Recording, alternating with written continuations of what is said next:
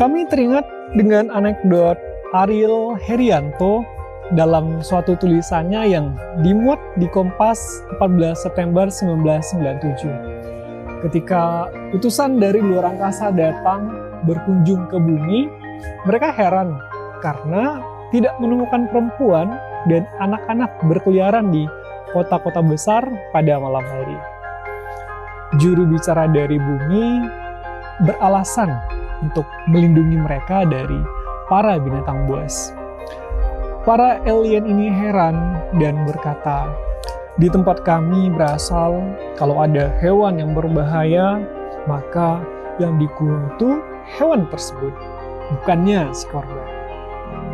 Dalam seminggu, kita mendapati berita sejumlah kekerasan seksual yang terjadi di Sumatera Barat. Yang menyeramkan, salah satu berita tersebut menyebutkan tentang satu keluarga yang mencabuli anak di bawah umur. Lebih menyeramkan lagi, pelakunya adalah kakek, paman, hingga kakak si korban. Dalam berita lain, ada pula kasus ayah kandung yang menyodomi anaknya. Korban sekaligus anak kandungnya masih duduk di bangku sekolah dasar. Nah, aksi bejat ini diketahui oleh kakak tiri si korban dan ia segera melaporkannya ke pihak yang berwenang. Di Pasaman, seorang ayah yang bejat mencabuli anaknya.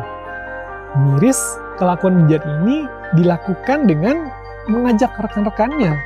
Setelah itu, dua orang kakaknya yang sama bejatnya juga melancarkan aksi bejat ini kepada si korban. Akibatnya, korban menderita infeksi kelamin. Sempat dirawat di Rumah Sakit Umum Daerah Lubuk Sekaping, namun akhirnya korban dinyatakan meninggal dunia. Saban hari, ada pula seorang guru ngaji, guru ngaji loh, yang mencabuli siswa di Lubuk Kilangan. Si korban melapor dan guru ngaji tersebut disiduk polisi di musola. Musola tempat ia mengajar mengaji dan tempat yang menjadi saksi bisu atas kelakuan bejat. Bayangkan seorang guru mengaji, orang yang harusnya hatam dengan hal-hal keagamaan, mengajar ayat suci kepada generasi muda, ternyata adalah bagian dari kaum Sodom yang sangat-sangat dibenci oleh Islam. Wow, kami mengalami kesulitan dalam merumuskan kalimat paling kasar untuk mewakili kemarahan kami yang sudah sampai ke ubun-ubun akibat sejumlah kasus tersebut. Apakah alasan atau setan apa yang membisiki hingga membuat para pelaku itu gelap mata melakukan tindakan kekerasan seksual kepada si korban? Sungguh bejat, ikatan darah, karib kerabat ternyata tidak menjamin mereka akan melindungi satu sama lain. Para predator seksual ini cukup gelap mata untuk tega menyalurkan hasrat birahi kebinatangannya terhadap korban yang notabene-nya masih memiliki ikatan darah secara kontan. Perintah-perintah berbuat baik oleh agama serta ancaman bagi barang siapa yang berbuat sesuatu yang secara tegas dilarang ternyata tidak dapat membuat sejumlah oknum untuk tetap dalam batasan dan melakukan tindakan kekerasan seksual. Sepanjang tahun ini telah terdapat 10 kasus pelecehan seksual yang terjadi di Kota Padang saja. Angka yang lebih mencengangkan terjadi pada periode yang sama tahun lalu, yaitu sebanyak 10 kasus. Mengutip dari Haluan Padang, semenjak September saja terdapat 5 kasus pelecehan seksual, 4 kasus dialami oleh anak-anak dan 1 kasus menimpa mahasiswi. Menurut pemerintah, kebanyakan kasus ini dilakukan oleh orang-orang terdekat dari korban dan terjadi pada kelompok masyarakat ekonomi rendah. Setelah sejumlah kasus yang terjadi tersebut, tidaklah berlebihan jika saat ini kita menyebutkan bahwa Sumatera Barat darurat kekerasan seksual. Ini tentu menjadi tamparan bagi kita semua. Tanpa mengurangi arti kasus-kasus yang sama yang terjadi di daerah lain, kasus ini terjadi di Sumatera Barat, di mana masyarakatnya adalah orang Minangkabau, salah satu tanah yang dilabeli menganut nilai-nilai keislaman yang kental dalam kehidupannya.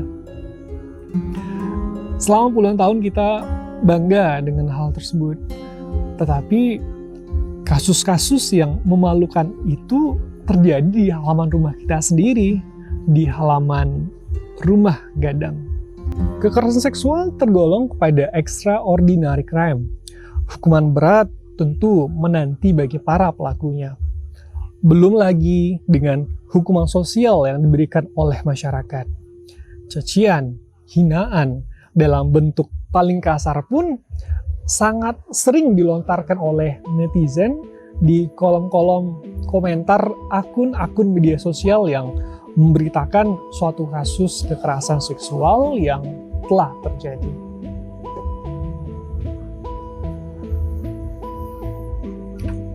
Dalam berbagai pengakuan dari mereka yang pernah mendekam dalam kandang Situmbin, para pelaku kekerasan seksual telah menjadi kasta terendah dalam stratifikasi di penjara. Para pelaku kekerasan seksual seringkali mendapat perundungan dari narapidana lain. Ketua Komisi Perlindungan Anak Seto Mulyadi alias Kak Seto mengaku banyak orang-orang asing yang berdiskusi dengannya dan mengatakan Indonesia seolah surga bagi para pedofil, orang yang mengidap pedofilia. Pedofilia sendiri adalah gangguan seksual berupa nafsu seksual terhadap anak-anak di bawah usia 14 tahun. Lain halnya dengan kasus pedofilia, pelecehan seksual yang terjadi kepada orang di atas usia 14 tahun seringkali tidak mendapat perlakuan yang cukup serius. Seperti yang terjadi beberapa waktu lalu, seorang mahasiswi yang nyaris diperkosa oleh laki-laki yang tidak ia kenal sempat melapor ke polisi, namun pelaku tidak diproses, bahkan sampai bebas berkeliaran. Dan setelah mendapat tekanan dari publik, barulah polisi mengeluarkan pernyataan akan menindak tegas kasus tersebut. Kasus-kasus seperti ini sering membuat para korban pelecehan seksual malas untuk bersuara. Jikapun bersuara, setidaknya kebanyakan dari mereka akan mendapat cibiran dari masyarakat. Tidak berpakaian sepantasnya lah, atau justru kelakuanlah yang membuat dan mengundang untuk dilecehkan dan sebagainya. Kasus yang menarik terjadi di Pekanbaru akhir-akhir ini. Seorang dekan dari salah satu fakultas di Universitas Negeri di Riau sana melakukan tindakan pelecehan seksual kepada mahasiswi bimbingannya. Mahasiswi mengadu ke himpunan mahasiswa jurusannya, kepada BEM, dan juga lembaga bantuan hukum untuk membackupnya melapor permasalahan tersebut ke polisi. Ironisnya, si dekan justru melaporkan balik mahasiswi tersebut atas tuduhan pencemaran nama baik. Setelah proses hukum yang berjalan dan kasus ini sempat menjadi viral, akhirnya dekan barulah diperiksa oleh polisi dan ditetapkan sebagai tersangka. Dari kasus ini kita dapat mengambil pelajaran bahwa lembaga-lembaga NGO dapat menjadi ujung tombak dalam mencari keadilan terhadap kasus-kasus yang serupa. Korban, seorang diri yang sering tidak mengerti mekanisme hukum dan tidak ada backing, seringkali kena mental akibat counter attack pelaku kekerasan seksual. NGO berperan untuk memberikan bantuan hukum, melindungi, sekaligus membuat permasalahan tersebut menjadi viral. Karena ketika telah menjadi viral, maka tampaknya barulah proses hukum yang seharusnya bisa terlaksana. Ya, setidaknya itulah yang bisa kita lakukan saat ini sembari menunggu rancangan undang-undang penghapusan kekerasan seksual untuk disahkan oleh pemerintah.